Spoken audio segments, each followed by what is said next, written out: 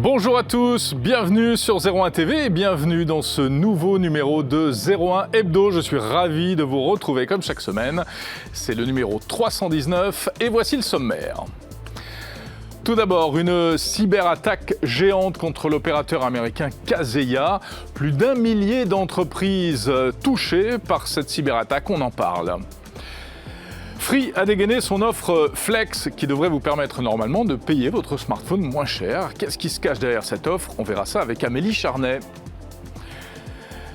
Le mobile sera-t-il bientôt compatible Li-Fi? Vous savez, le Li-Fi, c'est le Wi-Fi par la lumière. On en parle avec notre invité, la société OLEDcom. Et puis une expérience immersive étonnante grâce à l'Overlap Reality. Qu'est-ce que c'est que ça? C'est de la réalité augmentée au service de la pub, du tourisme. C'est étonnant, ce sera notre invité également. Enfin, Jordan Cosino sera avec nous pour sa story de la semaine. Il a testé la bague Aeclis. C'est une bague française qui permet de payer vos achats dans les magasins et les restaurants. Et oui, apparemment, je crois qu'il a bien aimé. Bienvenue dans 01 Hebdo.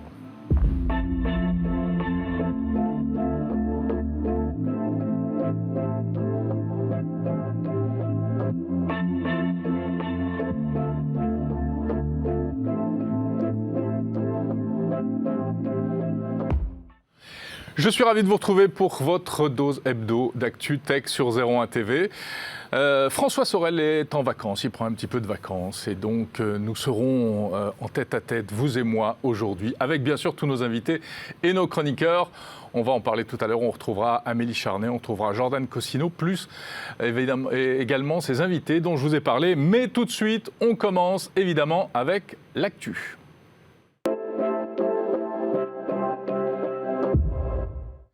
L'actu, on va commencer avec une page People, parce que vraiment, c'est devenu quasiment une actualité People. C'est le départ de Jeff Bezos de la tête d'Amazon. Ça avait été annoncé en février dernier, on en avait parlé d'ailleurs. Et bien ça y est, maintenant c'est effectif. Lundi dernier, le 5 juillet, Jeff Bezos a quitté officiellement son poste de PDG d'Amazon. Alors c'est amusant parce qu'il est parti vraiment 27 ans, jour pour jour, après la création d'Amazon. Amazon, la société avait été créée le 5 juillet 1994. Il est remplacé, Jeff Bezos, par Andy Massey, le big boss de AWS, donc Amazon Web Services. Et c'est véritablement un départ qui a fait couler beaucoup d'encre. C'était difficile de passer à côté cette semaine et on sent du coup à quel point effectivement cette entreprise est entrée dans nos vies et ce type de personnalité, Jeff Bezos, l'homme le plus riche du monde à ce jour, est devenu une figure mondiale, à la fois admirée, détestée par d'autres. Forcément, quand on est comme ça sur le toit du monde, comme disent les Américains, on attire autant les compliments que les critiques. Il va se consacrer maintenant à ses autres passions, et notamment sa passion pour l'espace, avec sa compagnie Blue Origin, qui devrait peut-être un jour lui permettre d'aller faire un tour dans l'espace. Et je vous le disais, c'est l'homme le plus riche du monde, 211 milliards de dollars au dernier pointage, grâce d'ailleurs à une affaire de dernière minute, on va dire, puisque, et ça c'est une actualité qui est un peu parallèle, mais qui a aussi son importance, Amazon a réussi à récupérer auprès du Pentagone le fameux contrat Jedi, un contrat pour le cloud pour l'armée américaine, qui avait été raflé par Microsoft, et Amazon est revenu à la charge, et finalement, ils ont cassé le contrat, et ils ont fini par le confier à Amazon, donc c'est assez étonnant, et la société a été valorisée. Et voilà comment M. Bezos est devenu l'homme le plus riche, encore plus riche du monde. Autre actu de la semaine, c'est une actu qui vous concernera peut-être bientôt si vous êtes fan de jeux vidéo. C'est une nouvelle petite console Nintendo. La Switch se refait une beauté. Voici la Switch OLED. Comme son nom l'indique, elle est donc dotée d'un écran OLED. Donc évidemment, c'est beaucoup plus beau, c'est beaucoup plus fin, des noirs profonds, un magnifique écran OLED. Alors en fait, on attendait, je crois, un peu plus que ça. On parlait d'une Switch Pro, il y avait beaucoup de fantasmes sur une nouvelle version de la Switch. Non, cette nouvelle version n'est pas franchement différente, à part l'écran qui est d'ailleurs un petit peu plus grand. Il fait 7 pouces contre 6,2.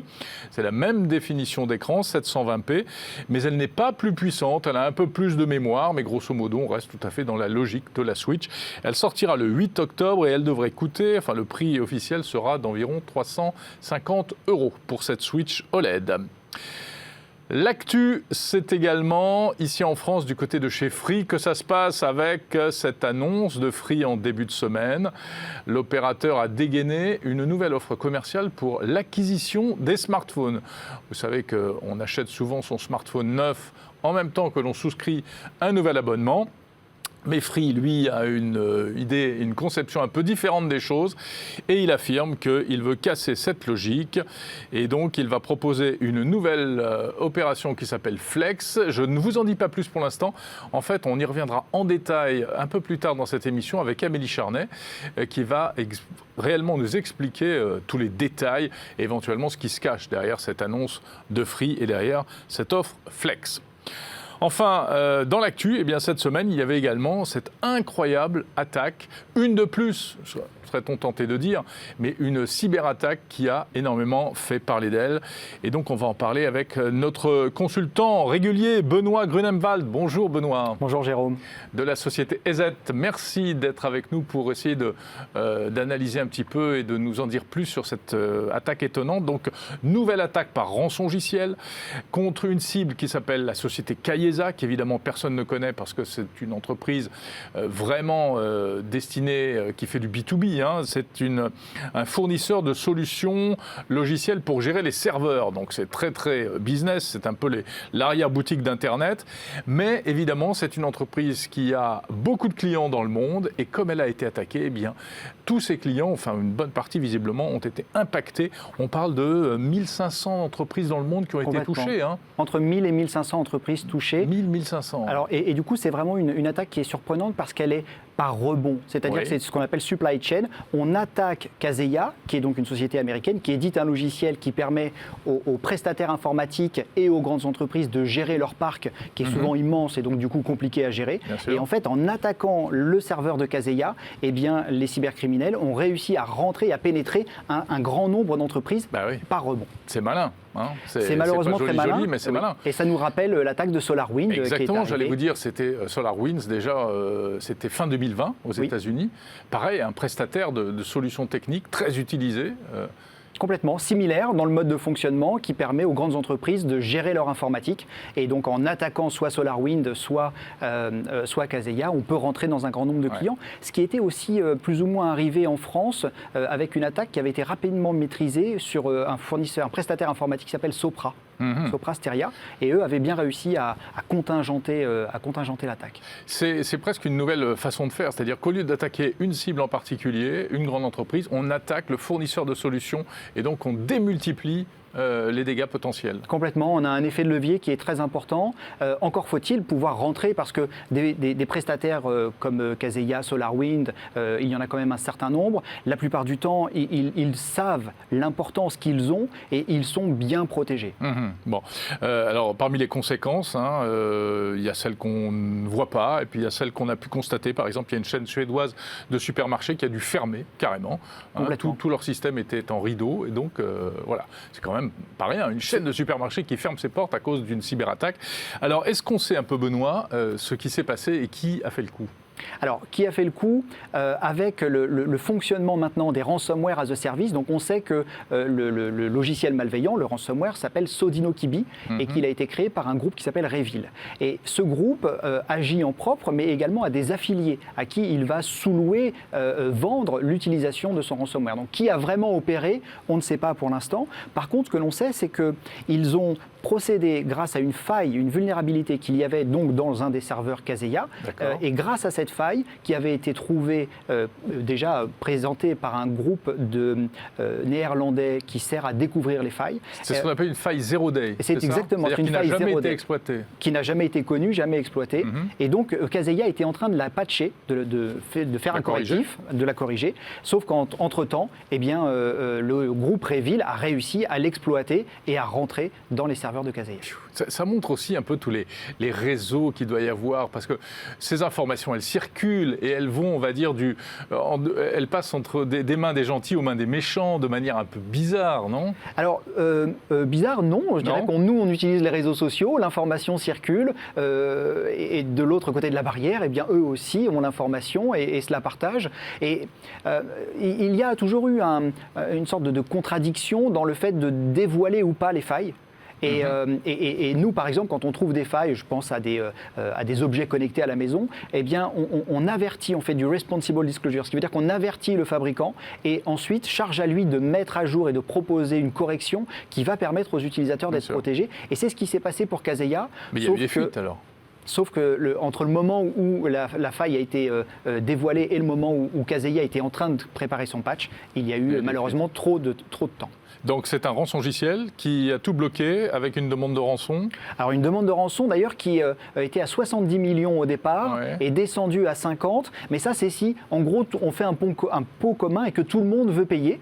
Mais si chacun veut payer indépendamment, eh bien la rançon va entre 40, 50 000 et quelques millions d'euros. Waouh. Donc en Bitcoin.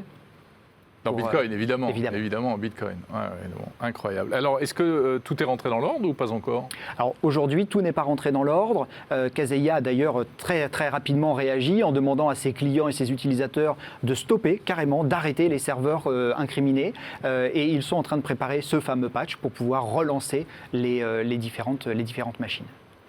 Eh bien voilà, merci beaucoup Benoît pour ces précisions et pour ce décryptage de cette nouvelle affaire de cyberpiratage. Et évidemment, je pense qu'on va encore parler de ces choses-là pendant des mois et des mois. Vous avez du boulot. Hein. Généralement, ça arrive le vendredi soir ou pendant les vacances. Ah oui, comme par hasard, bien sûr. Voilà pour l'actu de la semaine. On va passer tout de suite à nos invités et nous allons nous intéresser à une innovation technologique qui est vraiment intéressante, dont on a déjà parlé il y a quelques temps sur 01 TV. Et c'est une innovation française, on va parler de l'IFI.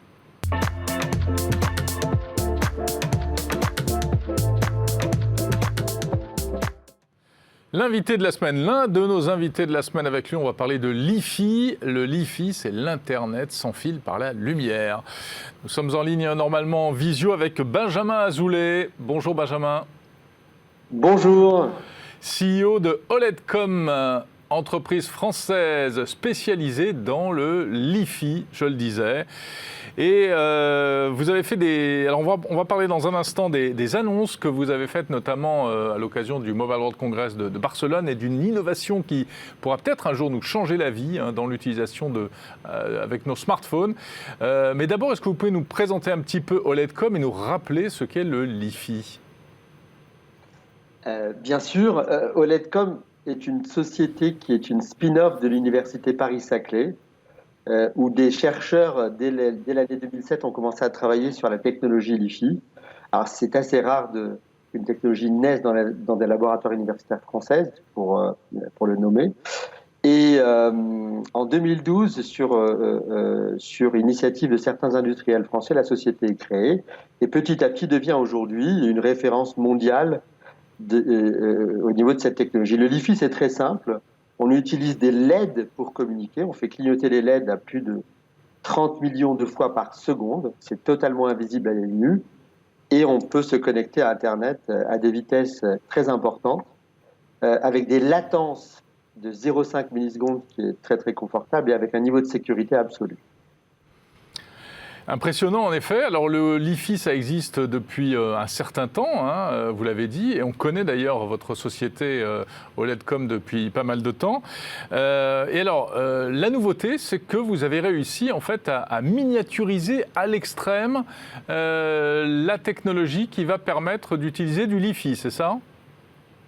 C'est exactement ce que nous avons annoncé la semaine dernière au Mobile World Congress de Barcelone. On fait partie des rares sociétés au monde à avoir miniaturisé cette technologie. On a lancé un produit qui s'appelle un Optical Front-End. C'est un petit circuit de 1 cm par 1 cm qui comporte à la fois la LED qui permet d'émettre de la lumière, la photodiode qui reçoit la lumière et notre chip, on appelle ça aussi un circuit intégré, de 1,5 mm par 3,5 mm qui comporte l'intelligence de modulation de la lumière qui permet à ce module de communiquer. D'accord. Et ça change tout parce que ça permet justement d'envisager maintenant les intégrations dans des smartphones, dans des tablettes, dans des IoT, dans des PC.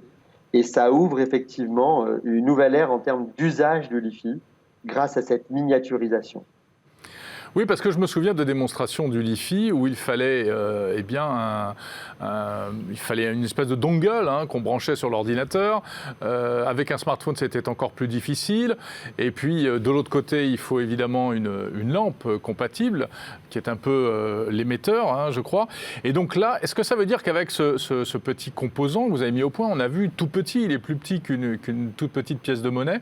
Est-ce que ça veut dire que demain, il sera possible d'intégrer directement du Li-Fi à l'intérieur d'un smartphone, comme on a aujourd'hui du Bluetooth, du Wi-Fi, etc.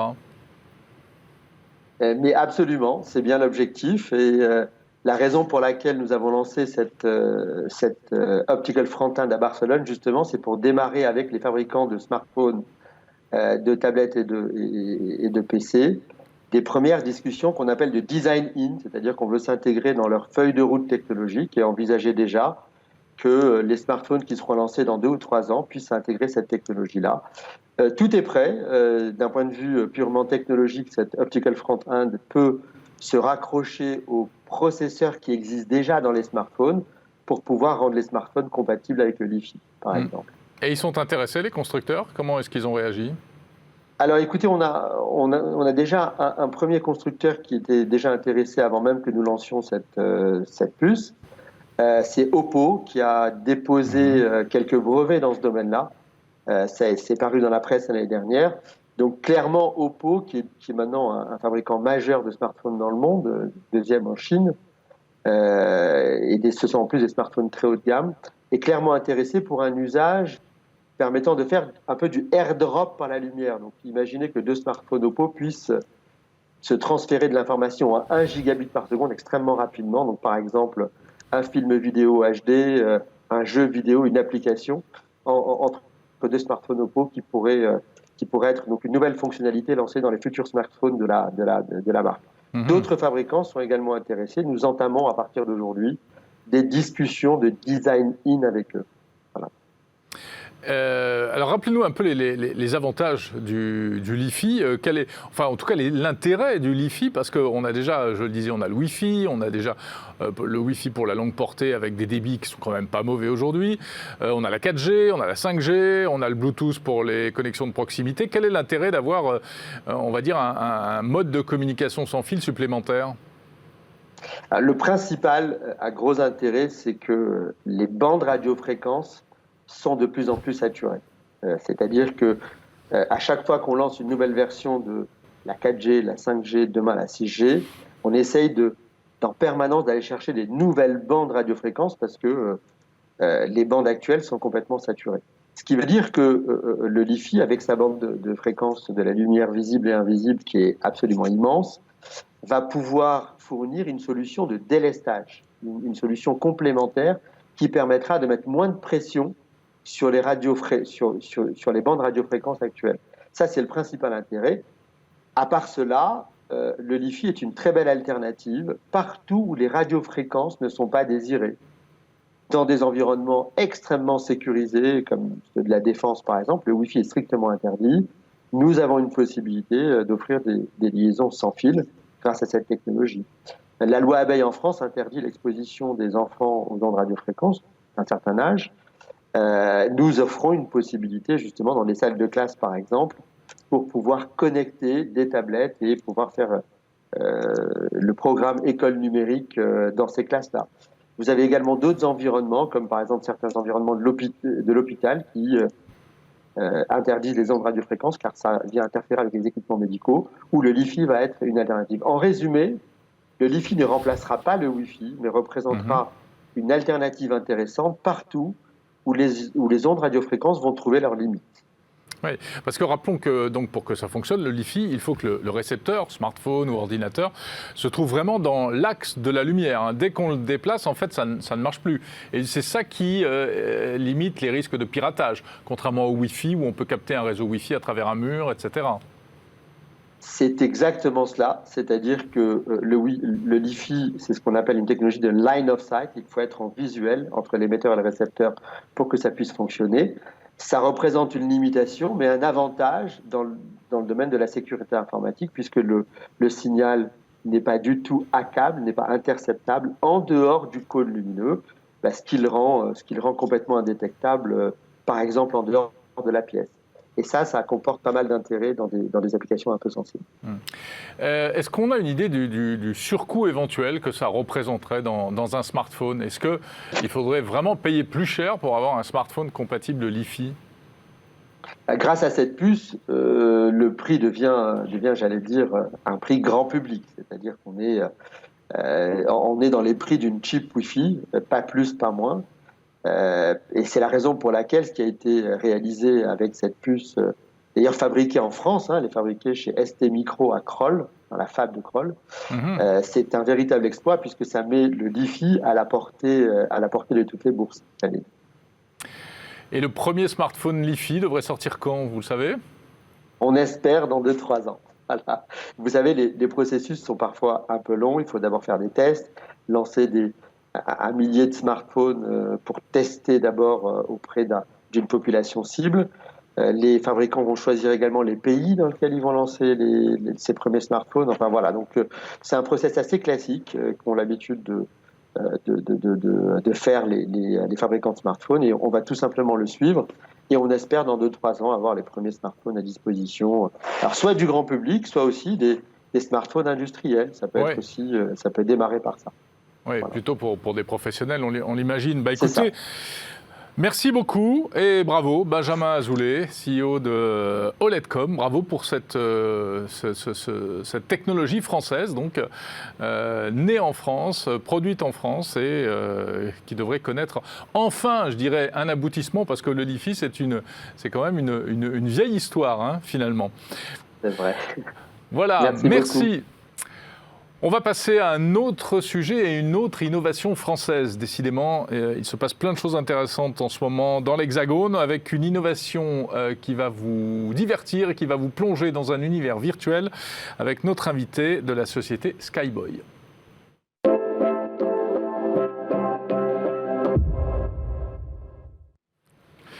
Voilà, c'est notre rendez-vous Tech Care avec Orange et nous sommes ravis d'accueillir François-Xavier Gomer. Bonjour. Bonjour Jérôme. Vous êtes cofondateur de Skyboy. Exactement. Skyboy, bon, ça donne déjà une idée de ce dont on va parler. On va prendre de la hauteur, la tête dans les nuages. Alors, le pitch, attendez, on l'avait en titre, c'est comment vous appelez ça l'Overlap Reality. Overlap Reality. Qu'est-ce que c'est que ça? L'enjeu, c'était de se dire que les technologies avançaient vite sur les expériences immersives, notamment avec la réalité augmentée.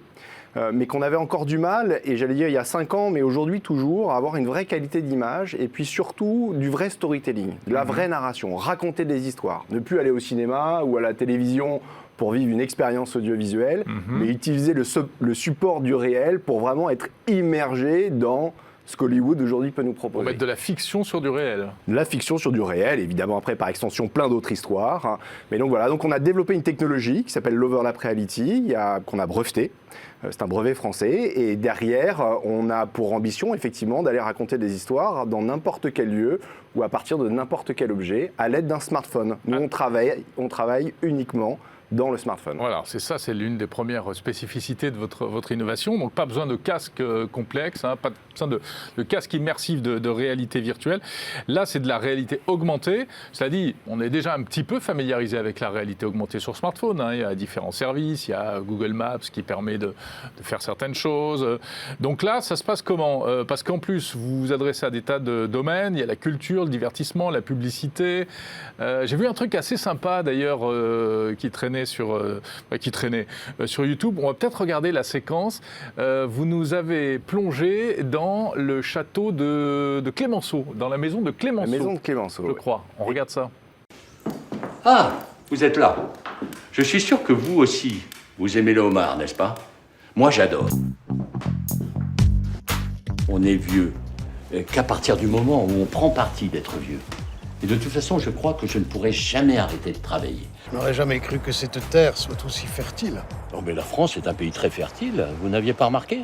On y plante des fonctionnaires et ils poussent des impôts. Donc on le voit, des acteurs dans un vrai lieu et à l'arrivée, quelque chose qui n'est ni un film, ni... Enfin, c'est complètement nouveau. C'est exactement ça. L'idée, c'est souvent la réalité augmentée. Vous allez avoir un personnage qui ne va pas vraiment ressembler à un personnage de film. Il va plutôt ressembler à un personnage de jeu vidéo des années 80. Il ne va pas être parfaitement assis, il ne va pas être parfaitement éclairé. Nous, on a voulu faire comme Méliès a fait en son temps. Moi, mes deux associés viennent de l'univers du cinéma. Et on s'est dit, puisque la technologie a encore un peu de mal à calculer suffisamment vite pour gérer tous ces rendus, et ben on va créer l'illusion. Et donc, en fait, nous, on fait quoi? On crée une œuvre audiovisuelle à 360 degrés. Donc, on crée une bulle vidéo que l'on va parfaitement contextualiser dans l'environnement, qu'on va en fait superposer cette bulle vidéo à l'environnement. Ce qui fait que quand les gens, avec leur smartphone ou leur tablette, vont naviguer à gauche, à droite, l'image qu'ils auront dans leur smartphone sera parfaitement superposée. Ils croiront qu'ils sont en train de filmer. En fait, ils ne sont pas en train de filmer, ils sont en train de regarder une vidéo. Ils sont en train de projeter une vidéo. Exactement. Alors, ça veut dire que dès que je sors du cadre, évidemment, je ne vois plus ces images. Est-ce que je peux tourner autour ?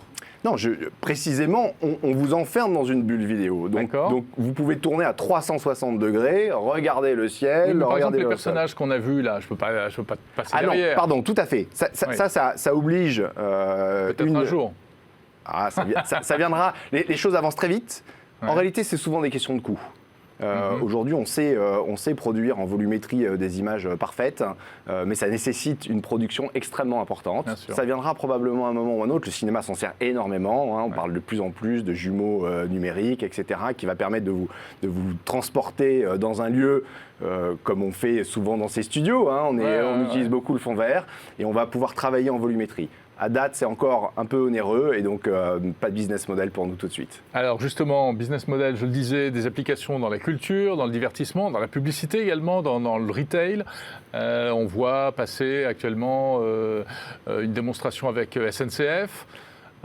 En fait, l'histoire, elle commence... moi, je viens de l'univers de la culture, mes associés du cinéma, et au départ, l'idée, c'était vraiment de raconter des histoires, et assez naturellement, le secteur des musées, des lieux de mémoire, nous a paru être un marché évident. Donc, on a beaucoup travaillé dans le secteur touristique, les plages du débarquement, voilà, la maison Clémenceau, c'est le premier biopic au monde à vivre in situ, c'était une vraie première innovation.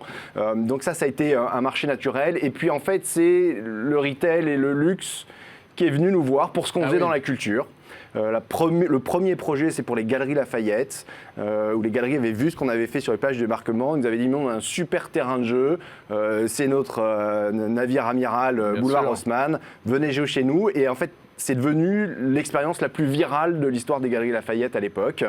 Et donc, le luxe, et notamment LVMH, est venu nous chercher, nous a accéléré pendant plusieurs années. D'ailleurs, vous étiez au salon Vivatech, sur le stand de LVMH.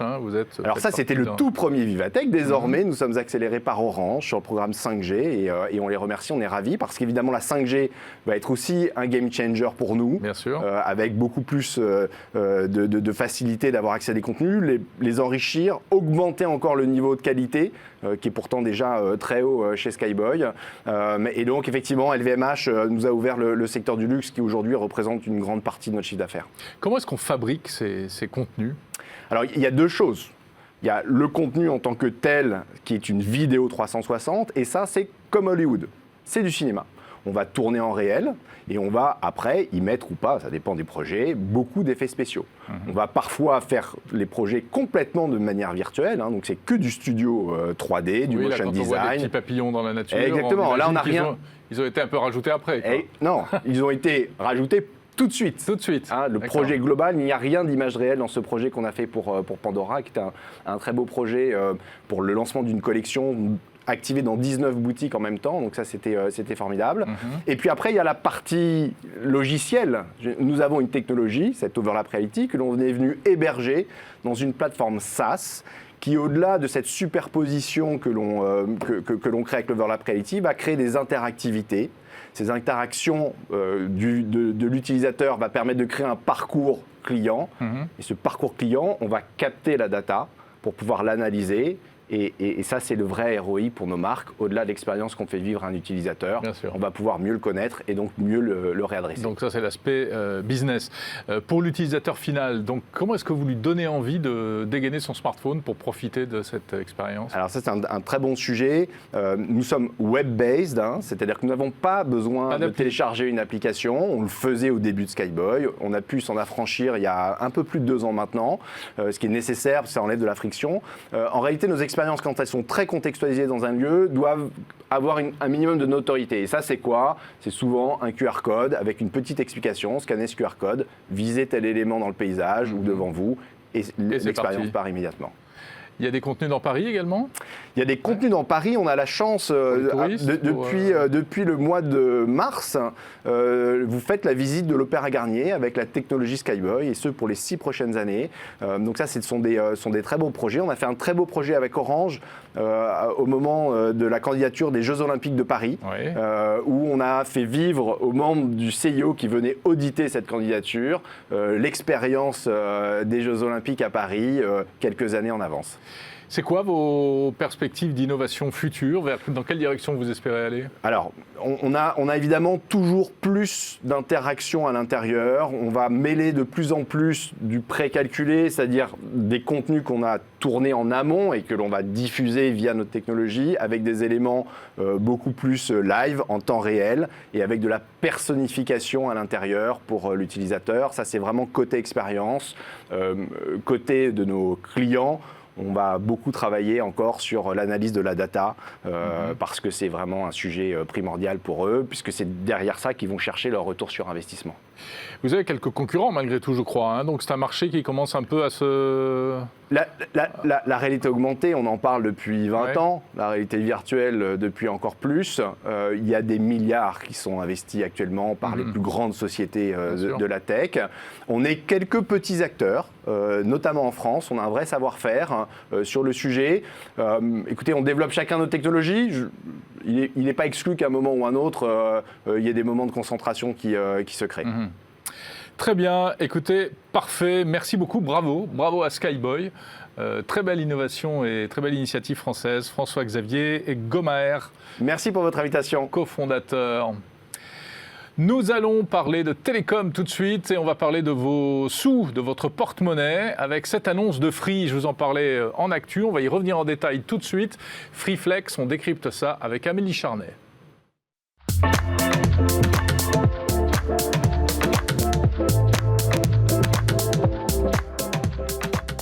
Minute Telco d'Amélie. Prenez place, Amélie. Bienvenue sur le plateau de 01 Hebdo. Comment ça va? Eh ben, ça va très bien. Oui. Tu as commencé ta semaine sur les chapeaux de roue. Voilà, on a même eu droit à un petit point presse de Xavier Niel himself, ce qui est assez rare. Il prend assez peu souvent la parole. Sauf pour les grandes occasions. Voilà. Alors, il s'est déjà manifesté pendant le week-end sur les réseaux sociaux. Oui, on a eu droit, maintenant comme à son habitude, à un petit film, deux films même où il joue un rôle, une parodie de film. Là, c'était Sharon Stone. On va le retrouver au théâtre un jour ou l'autre, Xavier Niel. Avec un col roulé blanc, il nous a reproché de ne pas venir avec le même dress code que lui au point presse. C'est vrai que Xavier Niel déguisé en Sharon Stone, c'est quand même chaud. Puis en plus, évidemment, c'est pour la fameuse scène de l'interrogatoire. On passera sur les détails, évidemment. Donc, beaucoup de buzz, comme d'habitude, puisque c'est Free et puisque c'est Xavier Niel. Et du buzz pour annoncer quoi concrètement? C'est bien ou c'est pas bien, ce Freeflex? Ah, la réponse n'est pas si évidente que ça. Alors, globalement, c'est plutôt bien. Donc, Freeflex, c'est la possibilité d'acheter un smartphone en étalant le paiement sur 2 ans. Alors, tu vas me dire, c'est pas forcément révolutionnaire. C'est pas révolutionnaire. Il existe des offres qu'on appelle smartphones subventionnés chez Bouygues, Orange et SFR, mais qui lient en fait le prix d'achat du terminal avec l'offre, avec le forfait mobile. Oui. Ce qui fait qu'on ne sait pas en fait ce qu'on paye réellement. On ne sait pas combien on le paye, le téléphone. Et on ne sait pas si on le paye trop. Donc ça fait des années en Oui, fait. mais enfin, on achète aussi un abonnement en même temps. On achète aussi un Et puis abonnement on en même achète temps. un crédit, enfin la possibilité de faire un paiement échelonné. Tout à fait, sauf que c'est vrai que sur 2 ans, quand on fait nos calculs à chaque fois qu'il y a un iPhone ou un Samsung qui sort, ça revient globalement plus cher de prendre un smartphone subventionné, l'achat du terminal, que d'acheter ce qu'on appelle le smartphone nu, hein, c'est de l'acheter Bien cash sûr. tout de suite, et de prendre à côté, chez un opérateur low cost type Red by SFR ou Soch, Juste un la forfait puce. à prix cassé. Ouais. Voilà. Et alors donc, Xavier Niel, comme à son habitude, tape sur ses concurrents, puis alors c'est à coup de massue, hein, directement, à coup de marteau même, en disant mais c'est nul, ils vous volent depuis des années, et moi je Ils suis font le 10 à 15% de marge. Voilà, et moi je suis le chevalier blanc, et je vais remettre tout ça dans l'axe. Bon, est-ce qu'il faut vraiment le croire ? Alors, ce qui est sûr, c'est que c'est la première offre qui est vraiment transparente. Ça, oui, il a bien distingué le prix du terminal et le prix du forfait. Ce qui est, à mon avis, vraiment le plus intéressant, c'est de pouvoir avoir cette offre sans engagement. C'est-à-dire qu'au bout d'un an, je peux dire, bah, finalement, j'ai pas envie de l'acheter. J'en ai bien profité pendant un an. C'était un smartphone qui venait de sortir. Et ben, je vais basculer sur un autre smartphone qui vient de sortir. Et alors je le rends ? Je le rends, Ouais. alors à condition qu'il soit en bon état. Oui, j'imagine. Parce que si vous l'avez abîmé ou cassé, ben, vous paierez quand même une petite somme dessus. Ouais. Bon, C'est malgré comme les tout- voitures en LOA. Alors ils disent que si c'est juste de l'usure, il n'y a pas de surcoût. Donc là, à mon avis, Là, on est dans le subjectif. là, hein. à mon avis, il va y avoir peut-être des polémiques. Bon, en théorie, donc si vous l'avez pas abîmé, vous le rendez, vous enchaînez comme ça tous les ans sur un smartphone qui vient de sortir. Et là, franchement, c'est une formule idéale. D'accord. Donc ça, c'est très intéressant. bien. En revanche, d'après nos calculs, sur 2 ans, Mais enfin, c'est un cas particulier, là. C'est le fait de changer en cours de route, c'est bien, c'est un avantage, mais c'est peut-être pas l'objectif premier pour lequel on fait ça. c'est pas l'objectif premier, non, Non. effectivement. Donc, Mais c'est l'objectif premier, agréable c'est- d'avoir cette liberté-là. Oui, bien sûr, mais le but, c'est de payer le smartphone le moins cher possible, quand Oui. même. Et alors, il y a une autre liberté, c'est que comme c'est sans engagement, on peut très bien tout à fait le payer durant les 24 mois, mais avant ces 24 mois, décider d'aller voir un autre opérateur pour le forfait. Oui, bien sûr. Et donc, s'il y a une énorme promo beaucoup plus intéressante, on a tout à fait la possibilité de changer de crèmerie et d'aller au plus offrant. Donc, Promo sur les forfaits. voilà. D'accord. Donc cette décorrélation, elle est quand même intéressante, mais Ouais. j'ai envie de dire un petit peu à la marge, on va gagner quelques dizaines d'euros, quoi. D'accord. Parce que finalement, il n'y a pas de miracle. Si vous avez un iPhone haut de gamme ou un autre appareil Android haut de gamme qui sort, qui fait plus de 800 euros, Free promet pas de vous le faire à prix cassé. Vous allez payer 800 euros. ça, Enfin, juste de façon facilitée sur 2 ans. ouais. Ce Bah, qui- ce qui est intéressant quand même. Voilà, ce qu'il vous promet, c'est de ne pas vous faire payer plus, en fait. Mais il ne faut pas s'attendre non plus à avoir un prix complètement C'est du complètement fou. paiement en plusieurs fois, sans frais. Voilà. Et donc plutôt bien encadré. Alors il a précisé qu'il était toujours en procédure judiciaire contre tous ses concurrents. Donc qu'il a bon espoir parce qu'en 2018, il avait gagné contre SFR. Alors il y a eu des rebondissements parce qu'il y a eu des appels. En cours de cassation, la Cour de cassation lui a donné raison et considère que la pratique du smartphone subventionné est un crédit déguisé. Et il espère faire plier tout le monde. Là, il y a l'ARCEP, le gendarme des télécoms, qui est en train d'étudier l'affaire pour des raisons plus environnementales. Ouais, bien savoir sûr. si ce genre de pratique incite les gens à toujours plus renouveler leur smartphone. Il a dit que de toute façon, l'ARCEP était du côté d'Orange et qu'il fallait rien espérer. Donc, C'est du Xavier Niel pur jus. mais cette pratique des smartphones subventionnés, elle est vraiment critiquée en ce moment. Elle est sur la sellette. Donc, si ça se trouve, hein, je ne sais pas, moi, le gouvernement Ça est pourrait censé faire bouger les communiquer. choses. Oui. Le gouvernement est censé communiquer dessus. Peut-être qu'il va dire, bah non, on arrête cette pratique. Ouais. Est-ce que les concurrents peuvent s'aligner sur l'offre de Free ? Alors, oui, moi je pense, contrairement à ce qu'il dit, il dit qu'ils ne vont pas s'aligner, ils peuvent très bien jouer sur les forfaits, puisqu'eux, ils ne distinguent pas le prix du terminal, ils ne vont pas vendre le terminal moins cher. Mais ils peuvent très bien dire, tiens, la première année, on casse les prix du forfait mobile et ils arriveraient, au bout des 2 ans, à des choses à peu près équivalentes, à quelques ouais. euros près. Bien sûr. Alors, en même temps, c'est amusant parce que c'est pas leur métier de base. Ils sont opérateurs, ils ne sont pas vendeurs de téléphone. De fait, ils le sont devenus. Mais là, on est vraiment que sur la vente du téléphone, quoi, finalement. Ouais. Puis ce qui les motive... C'est un service que pourrait offrir la Fnac ou Darty ou je ne sais qui, Tout à fait, ouais. ou n'importe quel vendeur de téléphone. Mais là, ce qui motive Free, c'est aussi et surtout qu'il a une très grosse partie du marché qui lui échappe. C'est-à-dire que sur le moyen et le haut de gamme, tout le monde va en fait acheter son smartphone parce qu'il est beaucoup trop cher quand vous avez un smartphone Bien à 1000 sûr, euros. bien sûr. Il y a quand même peu de gens qui veulent le Ouais. payer 1000 euros tout de suite. Ouais. Donc en fait, il a toute une partie des Français qui lui échappent, qui vont chez ses concurrents pour avoir un échelonnement du paiement. Et voilà. Et il s'est dit, c'est quand peut-être même ça, pas la que pour vraie nos beaux raison. yeux. Hein, voilà. Et voilà. C'est peut-être ça la vraie raison du. Voilà, donc il du estime qu'il y a Freeflex. 25% du marché qui lui échappe comme ça. Donc, mais ça reste quand même intéressant. Mais alors en fait, il faut tout le temps faire ses bons calculs. On précisera quand même que le forfait à 2 € chez Free Mobile n'est pas concerné par cette offre. Ah, Hein. d'accord. Donc en fait, il y a 3 forfaits chez Free, je le rappelle. Il y en a un qui est à 19,99 et un autre qui est à 9,99.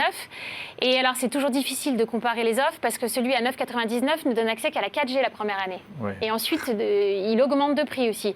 Donc en fait, tous les tableaux comparatifs sont quand même hyper durs suivant Ouais, le tout nombre ça est fait de pour qu'on data. ne puisse pas faire de tableau comparatif, nous sommes d'accord. Et Oui. il paye très cher de très gros cerveaux pour mettre au point ces grilles. Alors pour le coup, on pourra reconnaître quand même que finalement, c'est quand même Free le plus clair et le plus transparent. Il n'a pas arrêté de répéter ce mot, mais c'est quand même vrai. Ouais, c'est le pitch, la C'est- transparence. ouais. Très bien. Bon, bah, c'est intéressant en tout cas. Ça continue à faire bouger le marché, c'est ça qui est bien. Hein. Parfait. Merci beaucoup, Amélie Charnet, la Minute Telco. Et on te retrouvera évidemment très vite, puisque l'actu dans les telcos, c'est pas ça qui manque. Hein. On s'approche de la fin de 01 Hebdo, mais alors surtout ne partez pas, car, j'allais dire, pas devant Amélie, mais le meilleur reste à venir, ou en tout cas, la pépite à ne pas rater, c'est notre Jordan Cossino national pour sa Story Hebdo.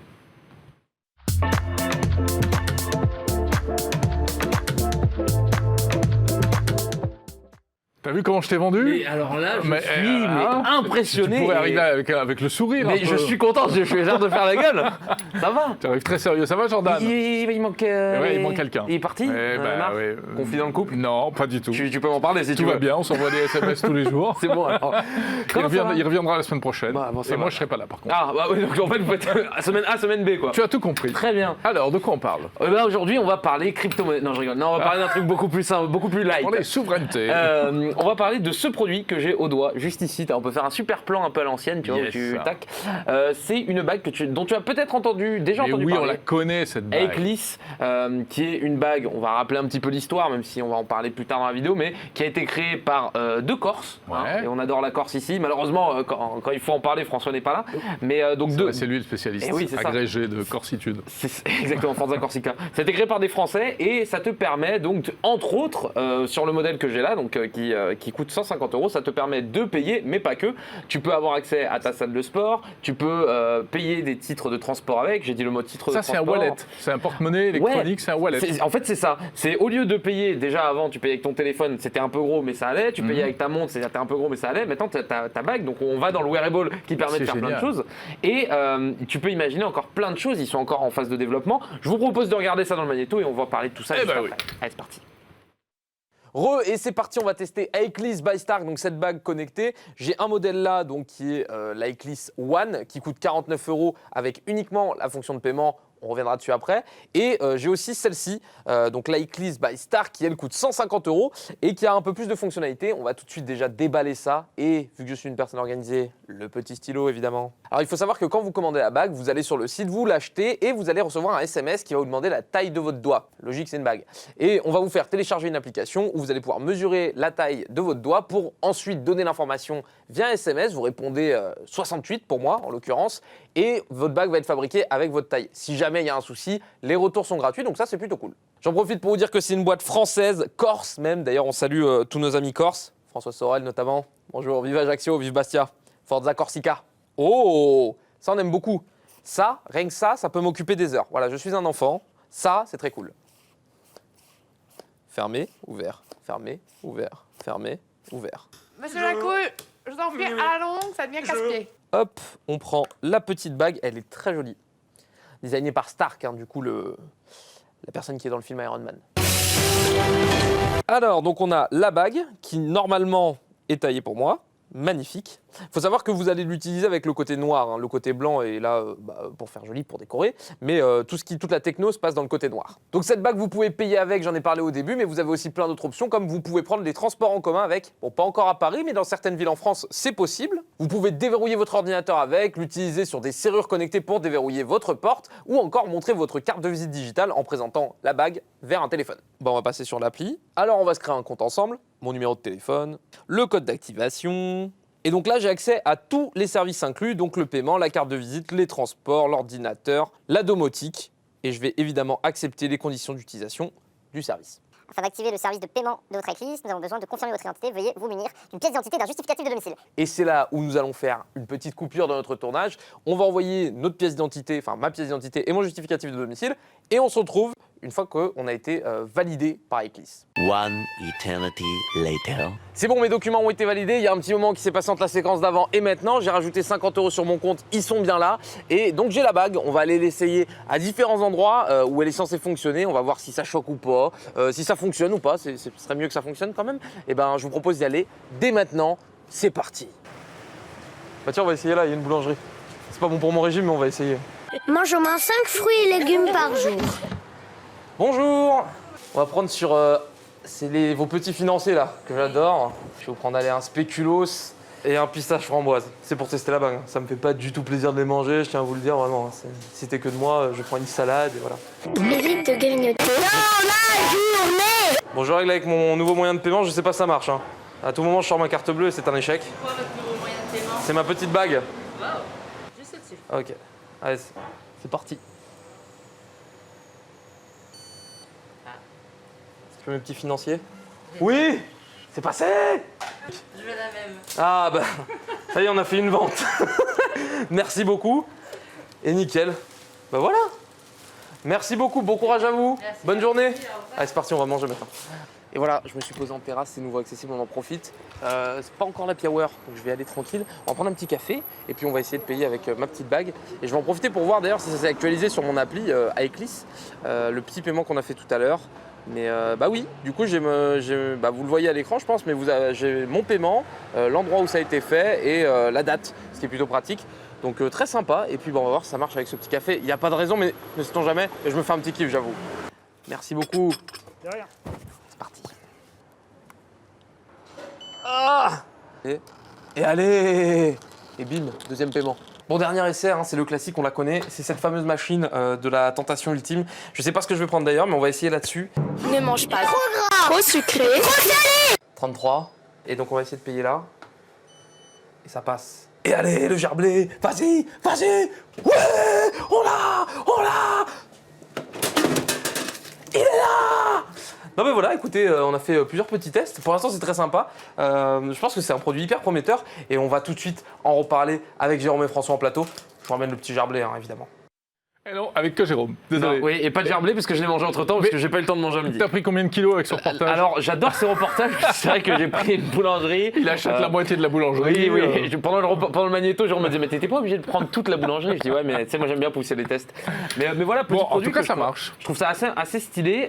Pour l'instant, c'est vraiment, on va pas dire que c'est le début, mais ils sont encore en phase de développement. Mais le fondateur me confie que tu peux imaginer plus tard avoir ton billet de concert, ta place pour un match de foot. Enfin, tu peux imaginer plein de choses. Il faut savoir que ce que je trouve incroyable, c'est qu'elle se recharge quand elle s'approche d'un TPE via des ondes en fait. Elle se recharge à ce moment-là? Ouais. Oui, enfin, c'est fugitif. Oui, c'est très léger. Hein. Vous attendez pas à un arc électrique non plus. Hein. Mais voilà, c'est fait avec des matériaux recyclés en partie. Je trouvais ça cool. Ouais, non, parce que quand je disais qu'on la connaissait, en fait, nous, on avait connu le prototype et donc on est ravis que tu aies pu vraiment la tester, quoi. C'est ça. Et je trouve ça très prometteur, en sachant que là, c'est la version à 150 €, comme je t'ai dit, qui est designée par Stark, un petit peu haut de gamme, entre guillemets, qui te permet de faire plein de choses. Si tu veux juste la fonction de paiement, donc qui est l'atout principal de la bague, tu en as une qui s'appelle l'iClis One, que je montre dans la vidéo, qui est toute noire et qui coûte, elle, 49 €. Donc, qui est plus accessible. Bon, pour qu'on rassure tout le monde, parce que la question qu'il faut poser, c'est si je perds la bague, qu'est-ce qui se passe? Alors en fait, tu as la possibilité sur l'appli de la déclarer comme perdue, elle se désactive. Si je ne m'en rends pas compte.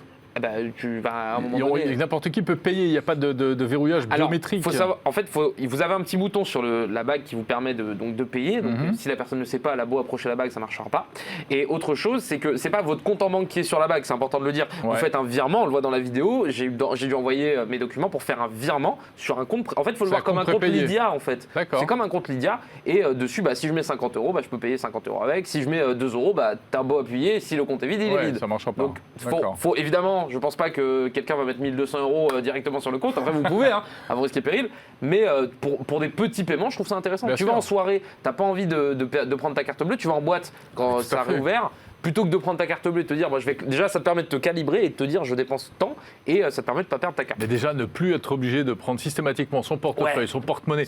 Moi je ne sors plus avec j'ai plus de billets de pièces. Moi pareil, moi jamais. Alors moi c'est vraiment, tu m'en demandes, j'ai jamais de billets, jamais de pièces. Donc ça c'est super. Je pars en soirée. Et même de moins en moins de cartes. Parce que effectivement le téléphone et la montre. Avec ça j'essaye d'éviter aussi, tu vois. Je me dis, je mets 50 € dessus et je fais ma soirée avec. Bon Jordan, ça tombe bien que tu aies ça parce que je vais t'inviter au restaurant. Ah alors là oui. Mais c'est toi qui vas payer. Moi non, oui. Mais regarde dans quel resto je vais t'inviter. Vas-y, montre-moi. On va y aller tout de suite. C'est un resto qui vient d'ouvrir à Paris, dans le quartier de Beaubourg, et je te présente le Pizzaiolo. Oh, il est sympa. C'est lui, avec ses 3 bras robotisés. Il s'appelle Pazzi.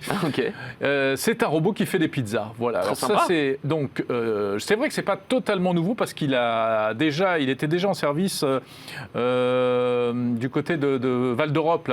Oui, c'est ça. Il y avait une pizzeria qui était près de Disneyland et pour la première fois, une pizzeria vient d'ouvrir dans Paris. Et c'est bien rempli. Et oui, tu m'étonnes, c'est l'attraction. C'est vrai. Donc le robot Pizzaiolo avec des bras robotisés. T'as pu goûter ça ? Alors, j'ai pas goûté. C'est pour ça que je voudrais qu'on y aille ensemble. Ah, avec grand plaisir. Moi, il faut manger. Mais tu sais que... Juste ce qui me fait peur, c'est la taille des pizzas. Elles sont un peu petites. Non, j'en prendrai 4 ou 5, c'est pas très grave. Oui, bien sûr. Il peut faire 80 pizzas par heure.